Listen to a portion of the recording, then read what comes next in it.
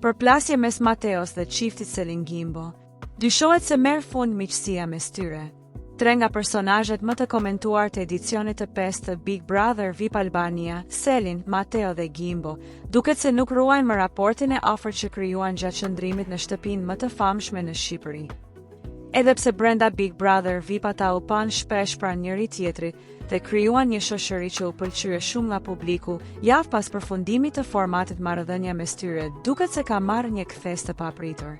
Dyshimet nisën nga rrjetet sociale, aty ku fansat vunë re se Selin kishte hequr Mateon nga lista e ndjekësve në Instagram. Pastaj, të njëjtin veprim e bëri edhe Gimbo, ndërsa reagimi i Mateos nuk vonoi duke i bërë unfollow të dyve. Edhe pse asnjëri prej tyre nuk ka folur hapur për atë që ka ndodhur pas kamerave, shumë ndjekës mendojnë se krisja e raportit nisi gjatë emisioneve post Big Brother VIP. Gjatë një prej puntatave, Mateo u shpreh se sipas tij Selin nuk e meritonte fitoren, pasi mendonte se nuk kishte bërë lojë fituesi.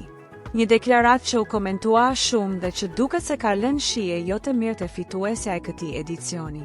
Nga ana tjetër, Mateo duket se është ndikuar edhe nga mbështetja e madhe që mori jashtë shtëpisë pas përfundimit të spektaklit.